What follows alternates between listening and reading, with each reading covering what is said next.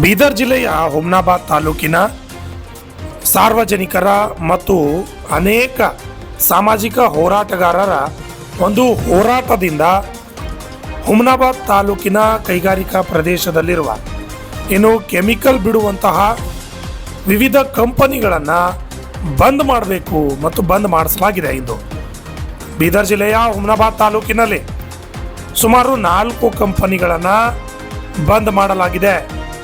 ಜಿಲ್ಲಾಧಿಕಾರಿಗಳು ಆದೇಶವನ್ನು ನೀಡಿದ್ದಾರೆ. ಸುಮಾರು 4 ಕಂಪನಿಗಳನ್ನು ಬಂದ್ ಮಾಡಬೇಕು ಅಂತ ಆದೇಶ ನೀಡಲಾಗಿತ್ತು.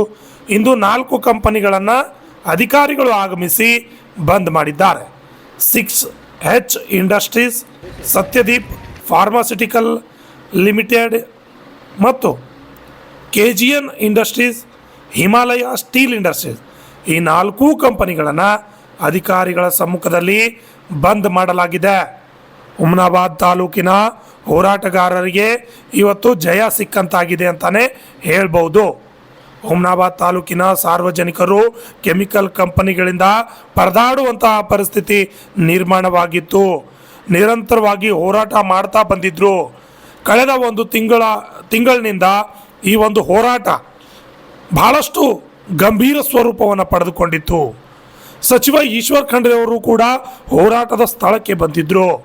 ಕಂಪನಿಗಳ ವಿರುದ್ಧ ಕ್ರಮ ತೆಗೆದುಕೊಳ್ಳಲೇಬೇಕು ಅಂತ ಸಾರ್ವಜನಿಕರು ಆಗ್ರಹವನ್ನು ಮಾಡಿದರು. ಹೋರಾಟಗಾರರು ಆಗ್ರಹವನ್ನು ಮಾಡಿದರು. ಗುರುಗಂಗಾ ಉಳಿಸಬೇಕು ಅಂತ ಪ್ರತಿಭಟನೆಯನ್ನು ಮಾಡಿದರು. ಈ ಎಲ್ಲ ಪ್ರತಿಭಟನೆಗಳಿಗೆ ಈಗ ಪ್ರತಿಫಲ ಸಿಕ್ಕಂತಾಗಿದೆ. ಯಾಕೆಂದರೆ ಹುಮ್ನಾಬಾದ್ ತಾಲೂಕಿನಲ್ಲಿರ್ತಕ್ಕಂಥ ಪ್ರಮುಖ 4 ಕಂಪನಿಗಳನ್ನು ಬಂದ್ ಮಾಡಲಾಗಿದೆ. 6H ಇಂಡಸ್ಟ್ರೀಸ್, ಸತ್ಯದೀಪ ಇಂಡಸ್ಟ್ರೀಸ್ ಮತ್ತು KGN industries, Himalaya steel industries ಈ 4 ಕಂಪನಿಗಳನ್ನು ಬಂದ್ ಮಾಡಿದ್ದಾರೆ. ಸೀಲ್ ಹೊಡೆದಿದ್ದಾರೆ. ಸಂಪೂರ್ಣವಾಗಿ ಅಧಿಕಾರಿಗಳ ತಂಡ ಇವತ್ತು ಭೇಟಿ ಕೊಟ್ಟಿದೆ. ಭೇಟಿ ಕೊಟ್ಟು ಸಂಜೆವರೆಗೂ ಕೂಡ ಈ ಒಂದು ಕಂಪನಿಗಳಿಗೆ ಬಂದ್ ಮಾಡುವಂತಹ ಕೆಲಸ ಮಾಡಿದ್ದಾರೆ. ಈ ಒಂದು ಕಾರ್ಯದಲ್ಲಿ ಬಸವ ಕಲ್ಯಾಣ SC, Humnabad tahsildar, Humnabad taluka panchayat EO, KRDB ಅಧಿಕಾರಿ ಮತ್ತು ಡ್ರಗ್ಸ್ ಅಧಿಕಾರಿ, ಸಂಬಂಧಪಟ್ಟ ಅಧಿಕಾರಿಗಳು ಈ ಸಂದರ್ಭದಲ್ಲಿ ಉಪಸ್ಥಿತರಿದ್ದರು. Vidyasagar, RJ32 Kannada news, Humnabad. ಬೀದರ್ ಅವರು ಮೇಡಮ್ ಅವರ ಆದೇಶ ಪ್ರಕಾರ ಅವರು ದಿನಾಂಕ 10/8/2026 ಆದೇಶ ಮಾಡಿದರು. ಇವು 4 ಫ್ಯಾಕ್ಟ್ರಿಯಿಂದ ಏನು ಪರಿಸರ ಮಾಲಿನ್ಯ ಮತ್ತು ಕುಡಿ ನೀರು ಏನು ಅಲ್ಲಿ ನಮ್ಮ ಮಾಣಿಕ್ಯೇಶ್ವರ ಏನು ಹಳ್ಳ ಇದೆ ಅಲ್ಲಿ ಕೂಡ ಇವರು ಅಲ್ಲಿ ನೀರಿನಲ್ಲಿ ಕಲುಷಿತಗೊಂಡು ಸಾರ್ವಜನಿಕರಿಗೆ ಆರೋಗ್ಯದ ಮೇಲೆ ಪರಿಣಾಮ ಕೂಡ ಬೀರ್ತಾ ಇತ್ತು. ಕೆಲವು ಕೂಡ ವರದಿ ಕೂಡ ಆಗಿದೆ ನಮ್ಮ ಯಾಜಪ್ಪರ ಹೆಲ್ತ್ ರಿಪೋರ್ಟ್ ಪ್ರಕಾರ.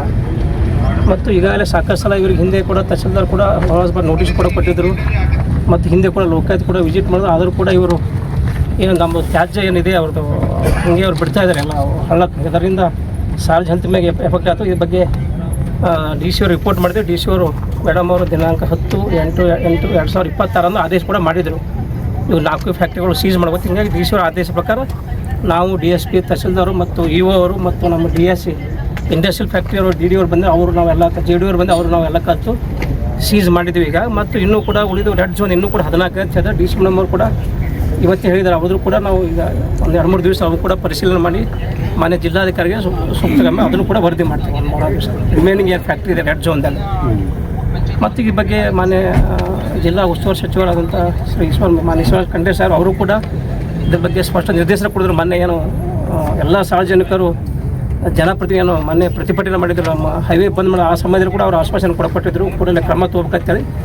ಹೀಗಾಗಿ ಇವತ್ತು ಈ ಕ್ರಮ ಜರುಗಿಸಲಾಗಿದೆ. ಮುಂಬರುವ ದಿನಗಳಲ್ಲಿ ಯಾರಾದರೂ ಕೂಡ ಏನು 4 ಫ್ಯಾಕ್ಟ್ರಿಯನ್ನು ನಾವು ಸೀಸ್ ಮಾಡಿದ್ದೀವಿ ಅಂತ ಇದ್ರ ಬಗ್ಗೆ ಮತ್ತು ಏನಾದರೂ ಅವರು ನಮಗೆ ಗೊತ್ತಿಲ್ಲ ಏನಾದ್ರು ಮಾಡಿದ್ರೆ ಅವ್ರ ಮ್ಯಾಗ ಪ್ರಕರಣ ಮತ್ತು FIR ಕೂಡ ಮಾಡೋಕ್ಕೆ ನಾವೆಲ್ಲರೂ ರೀತಿಯಿಂದ ತಯಾರು ಕೂಡ ಮಾಡ್ಕೊಂಡಿದ್ದೀವಿ. ಮತ್ತು ಇವತ್ತು ನಮ್ಮ KEB ಕೂಡ ಬಂದು ಅವರು ಕೂಡ ಕರೆಂಟ್ ಕೂಡ ಕಟ್ ಮಾಡಿದ್ದಾರೆ. ಇವರೆಲ್ಲ ಏನು ಕರೆಂಟ್ ಸಪ್ಲೈ ಅದನ್ನು ಕೂಡ ಕಟ್ ಮಾಡಿದ್ದೀವಿ.